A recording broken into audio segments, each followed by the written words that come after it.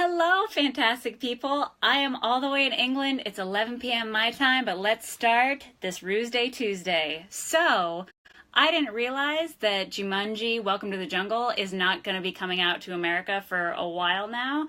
I just saw it 2 nights ago. Super fun. So I want to first talk about the first Jumanji movie, and then I'll do my own little spoiler-free review about the new one. But I promise I won't spoil anything, and I'm going to try really hard not to. But let me just share this really quick so that everybody gets to see and chat with me during this, because I just barely rewatched the original Jumanji, and it's it's so good, and there's so much stuff to discuss. So hopefully you guys are all on board for all of us nerding out about this. So, share it. 1. And of course, I am going to 100% spoil the original. So, hopefully you've seen the original. If not, go and watch the original, at least. I mean, come on. That was 95, so I feel like 21 years kind of beats the date of spoiling something. So, alright. Now, going back and watching, what's interesting is that you're actually going to like this new Jumanji movie more if you rewatch the original, because there's some amazing nods in it and that I didn't realize until watching the original. So, the original takes place, the only thing we know about this game is that in 1869 these 2 kids are burying it to hide it from anybody else finding it. And if you want to give the argument that this new one is very cheesy, one of the first lines that's spoken of like, wait, what if somebody digs it up? The other kid turns very dramatically and says, "May God have mercy on her soul." Something like that. It's very dramatic. So trust me, the new one is on par with that for sure. So we find out that this whole thing takes place in Bramford, New England, but what state? New Hampshire.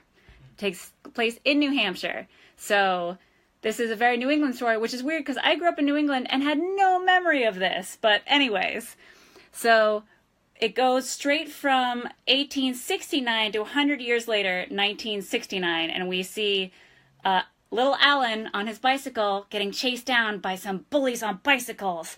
And you find out that they want to fight him because Billy, the main kid, his quote-unquote girlfriend, hangs out with Alan. And so he's trying to fight him. But Alan is running away from him, so obviously he's very scared of these bullies, into his dad's sneaker factory. He's trying to get his dad to take him home. He won't. He has this interaction with one of the guys that works there. He ends up making a mistake and accidentally breaking one of the machines. The employee takes the blame, gets fired, but the kid doesn't know this, just leaves and doesn't take blame, gets beat up by the kids, yada, yada, yada. So, fast forward to that night, he's home with his parents, and they have that one last fight because the kid doesn't want to go to boarding school, they want him to go to the boarding school. They have that, last fight, and the last thing he says to his dad, he never wants to speak to him again, so it's all that very 90s drama. So, but the thing of it is that this sets up the world and this sets up the drama way better than you'll see in any new movies. It's just so much fun. And again, if you guys haven't seen the original Jumanji, go watch it right now. I'm going to spoil the whole thing because it's so much fun to discuss. Rewatching it right now brought up so many memories, because to me, this movie was so dark and intense for a 10-year-old to watch. But the new movie doesn't have that same levity. That's all I'm going to say so far. I'll give my full review at the end of talking about the older movie. So the kid has the fight, and of course the girl who caused the bully to go beat him up in the first place shows up to his door to bring back his bicycle and apologize for Billy being such a jerk. And that's when you find out that while Billy was running away from the bullies, he found the Jumanji game, because the drums happened, as we all recognize, the drum sound from the Jumanji. That's when danger is about to appear. So Alan busts out the game and is like, hey, I know, we're not boyfriend-girlfriend. You want to just, play this game real quick? Cool. And kind of tricks her into playing it. And, of course, she accidentally rolls, and it does its little thing of doing a kind of poem/riddle about what's about to happen. He accidentally rolls, and his roll sucks him in the game. I didn't realize this because this is the first time I've watched it probably since I was a kid, But the first roll he makes is him getting sucked into the game, which to me was terrifying as a kid. That was terrifying. Oh, yes, Al, you might recognize this shelf, because I am also in England and you know where this shelf lives. I'm trying to be very, keep on the nerdy theme of GeekChic. So, Alan gets sucked into the game, and at first, as I remembered it, I thought the little girl just left him, like just out the gate was like, oh no, you got pulled in game and ran away. But to be fair to her, there was the bats that was actually from her role that scared her away. And this is actually one of my favorite transitions in a movie in a long time, because she runs away, she slams the door, the camera stays on the handle, and then the next time you see it, it says like 26 years later, and they open the door and it's the person selling the house after it's been abandoned for so long.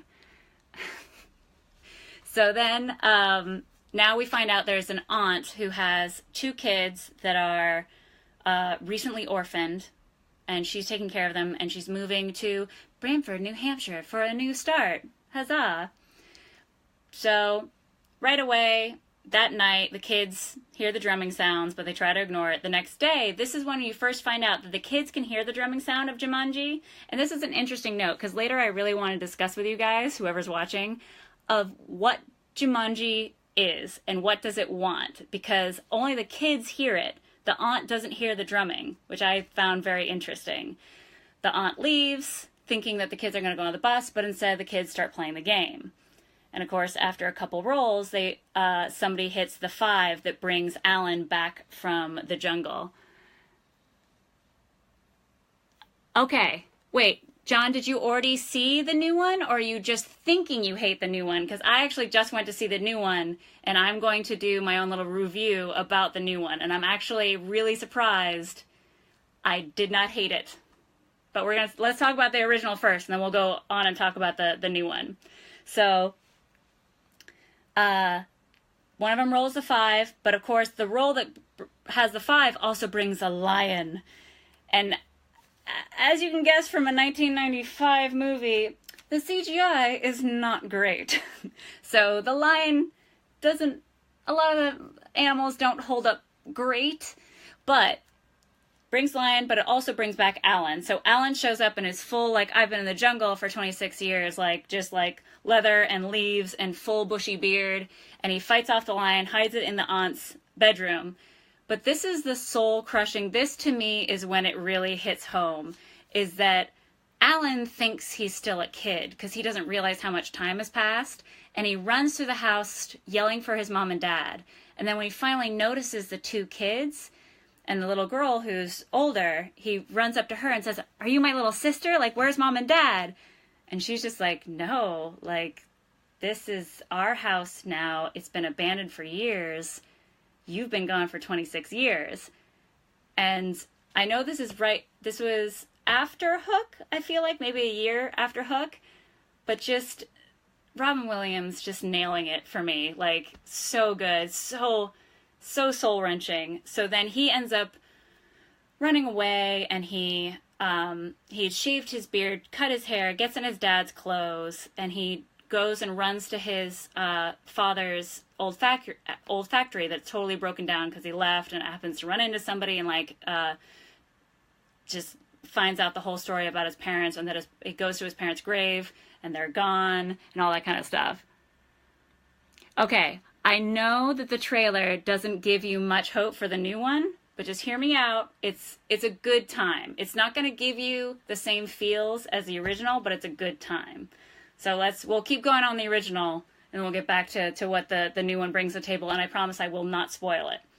So what's interesting is that the character Alan is ready to just bolt. He's like, nope, not touching that game, not doing it, I'm out. But the little boy is super smart. Obviously, he doesn't know Alan's past, but he says, well, if you're afraid, and just uses reverse psychology on him. And like Alan's whole demeanor changes, like, no, you don't understand. And this is where, in my mind, movies wouldn't do this anymore. So Alan has this whole amazing monologue about how scary the forest is, or the jungle is, in Jumanji, but doesn't show anything. And to me, it makes it that much scarier. Like, I don't know if anybody else remembers that monologue when they were a kid, That scared the bejesus out of me. Okay, Joshua, the humor, there's parts of it, of the new one, that don't do very well. But there's parts that do really well. I promise I will do the review. I'm getting so deep into the old one because I just watched it, not gonna lie, and it's so ingrained in my mind, and it's so good. And also, if you're about to go watch the new one, watch the original, and it's gonna make you like the new one more because they reference little things that I didn't even realize until I rewatched the original. Like, I think they did really good with it. So, long story short, he rolls a dice, but they can't play his game, so they have to go find the little girl who ran away, and now she's a full-blown adult, and they have to deal with, like, her having been called crazy for 26 years for seeing a kid being sucked into the game. So to me, this movie, like the original movie, was much more about the adults dealing with their past and dealing with having to grow up than a kid's movie. Like, to me, the original Jumanji is way darker. It's just, even when I watched as a kid, I felt like it wasn't for kids. Like, it's super kind of scary and intense and has so much more depth than you'd expect from a normal, like, family movie. I think Robin Williams was actually quoted to say he would not show it to his own kids because it was just not, it was not really made for kids in my mind. So I don't know if you guys agree with that. Now, the new movie, so it does well because it stays kind of on the same theme, right? Because the original movie, it starts off with 1869, the first kids burying it and trying to get rid of it, and somebody else discovering it. And if you remember in the old movie, the last thing they did was tie some bricks to it and drop it in the river.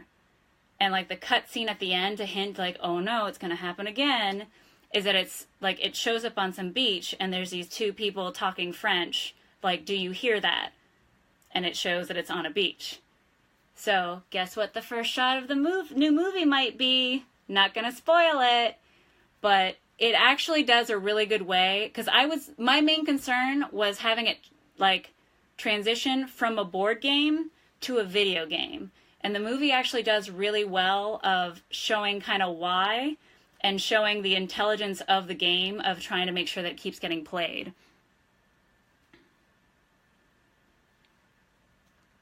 Okay, Sean, I agree. I don't know if you got to see it as well. I got to see the new movie, that it's a good, like, adventure movie. It's not a good Jumanji movie, because Jumanji, to me, had so much more depth. And yeah, so John was talking about the scene when Alan, the older version of Alan, having to go find the girl in the real world and show the Jumanji to the girl, and freaked out. Yeah, it was great.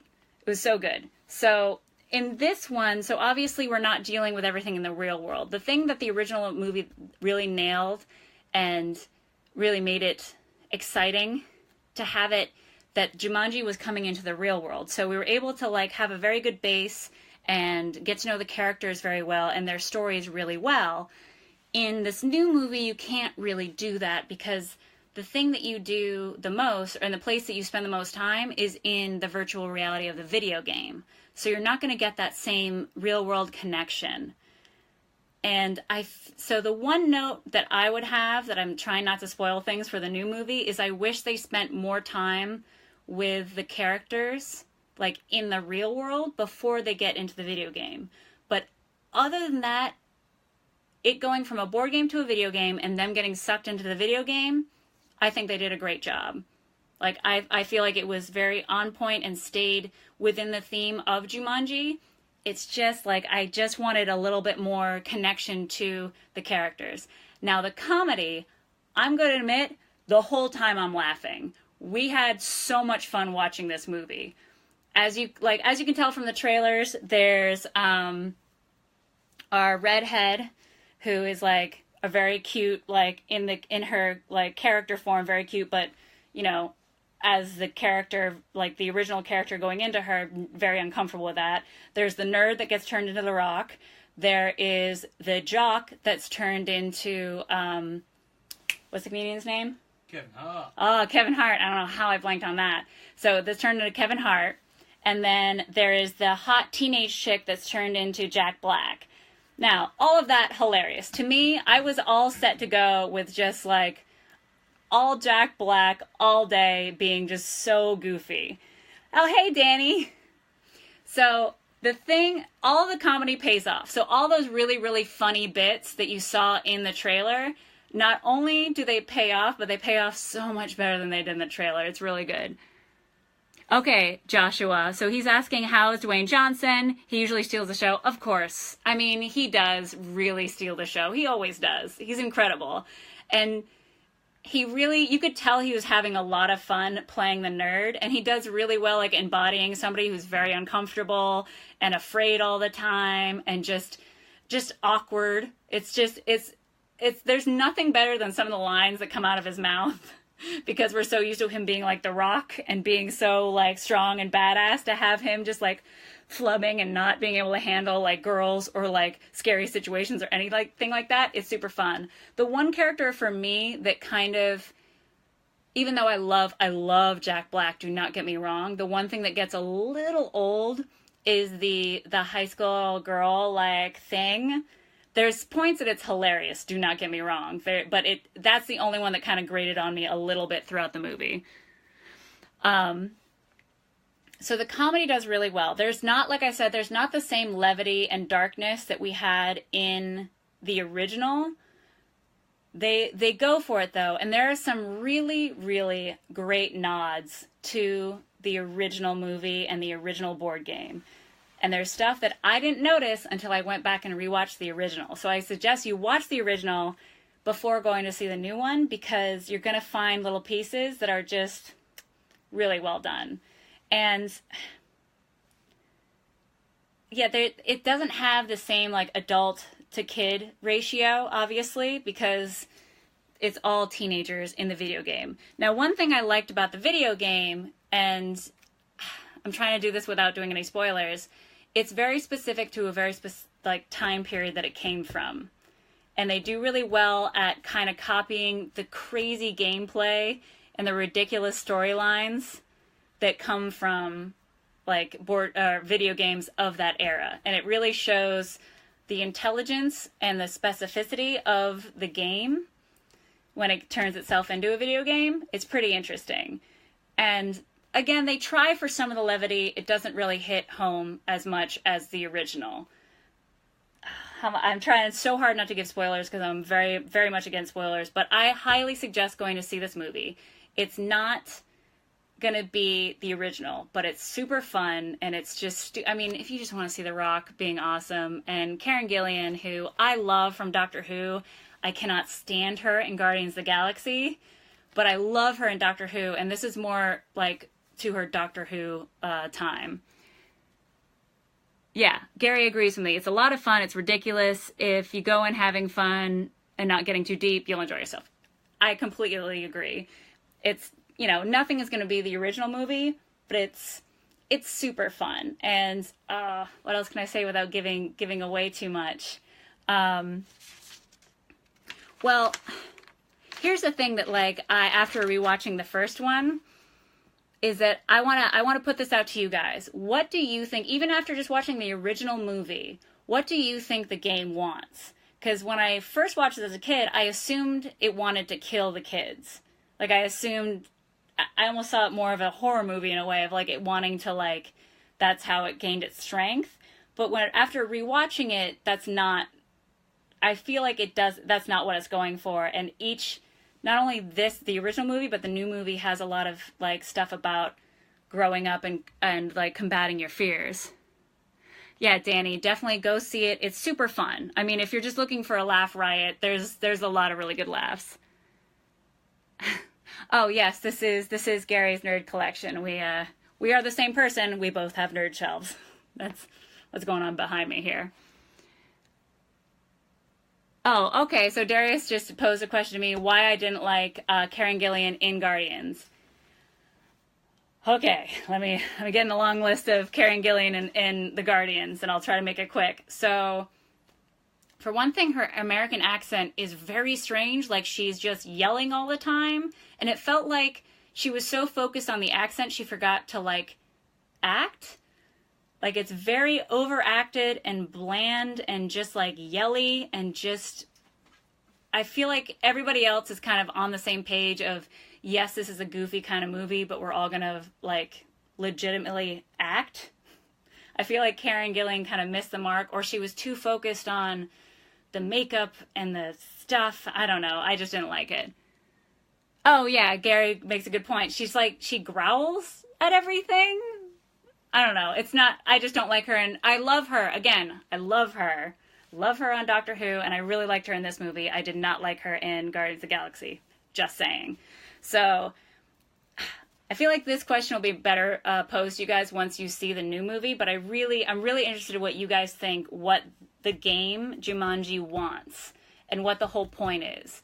Because the original book, and I didn't know this until Gary looked it up, the original book was actually about a siblings that found the book in the park, and they were just super bored. Like, they were just complaining all the time they were bored, and they play the game, and it says on it, like, don't start the game unless you're willing to finish it, and it gets really scary, and things happen. They get so freaked out, they bring it back to the park, and they bury it. They just don't, they hide it again.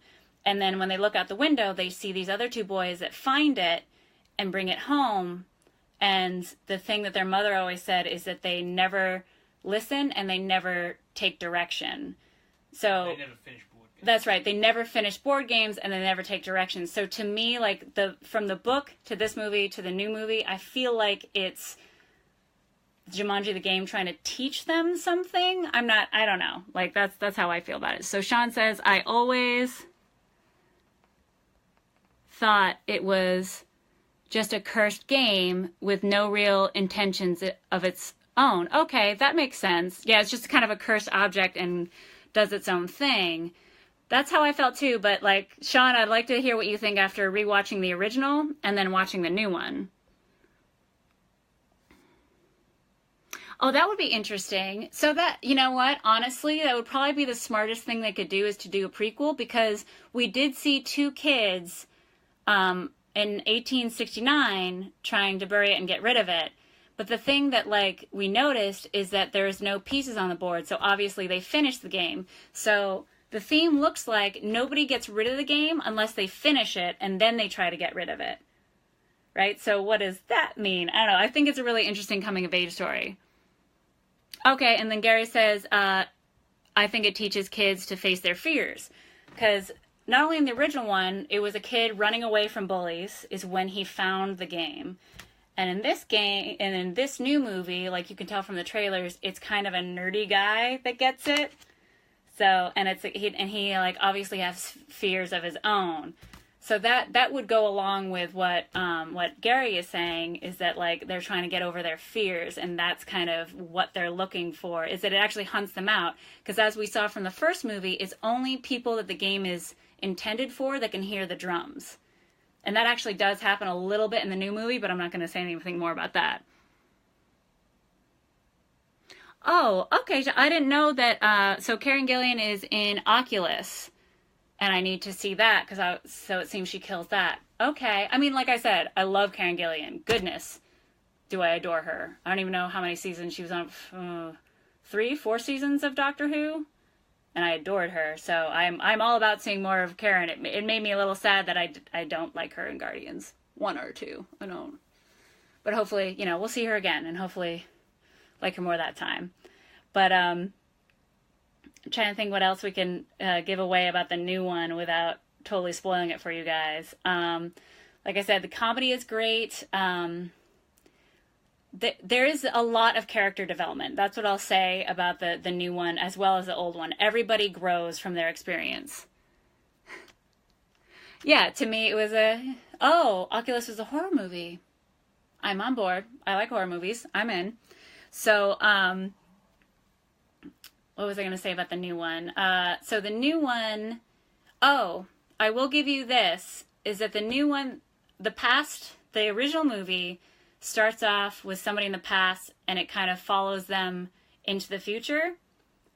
It might do the opposite with this movie. That's all I'm going to say.